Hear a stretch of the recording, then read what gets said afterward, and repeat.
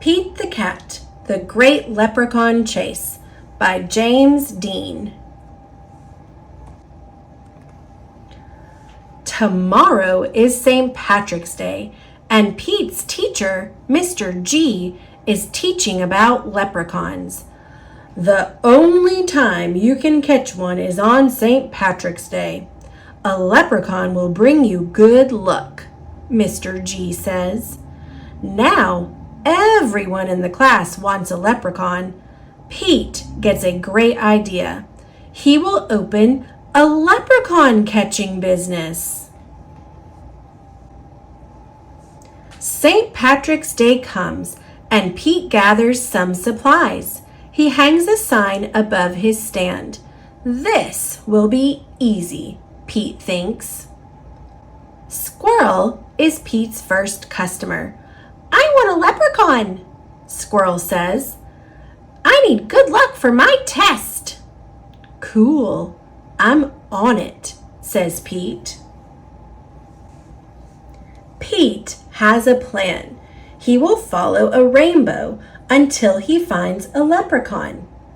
Finally, Pete arrives at the end of the rainbow and finds Clover the leprechaun next to a pot of gold. Pete sneaks up behind Clover. Swoosh! But Clover is too fast. Did you think you'd be catching me so easily? He asks. Once there was a cat named Pete who thought nabbing some luck would be neat. Then he happened upon a smart leprechaun who he'll find quite tricky to beat. Clover disappears in a puff of green smoke. Pete will need a new plan. That afternoon, Gus visits Pete's lucky leprechaun catchers. I want a leprechaun, Gus says. I need good luck for my band recital. Pete says, I'll see what I can do. Pete plans to lure Clover out with his music. He plays a jaunty song on his guitar.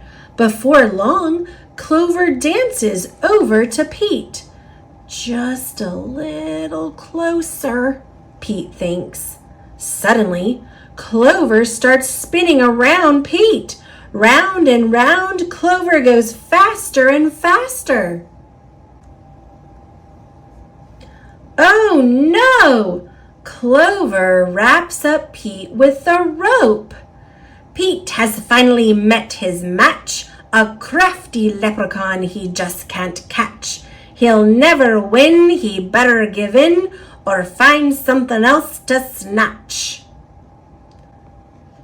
That evening, Callie visits Pete's lucky leprechaun catchers. I want a leprechaun, Callie says.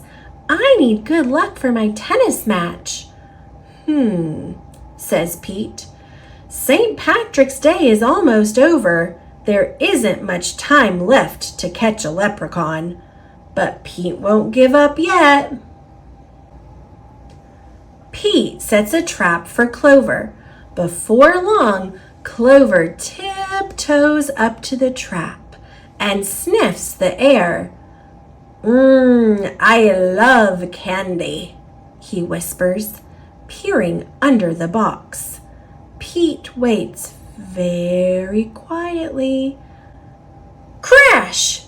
Pete rushes over and checks underneath the trap, but it is empty. Clover skips away. Pete has tried many a plot, but still I haven't been caught. And isn't it dandy, I even got candy, while Pete ends up with squat. Pete has an idea. He follows the trail of spilled candy to Clover's secret hideout. Pete sneaks up behind Clover. Swoosh! Pete finally catches Clover.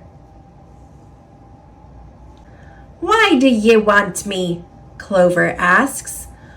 I'm helping my friends who need some extra extra luck, Pete says. Luck doesn't come from having a leprechaun, says Clover.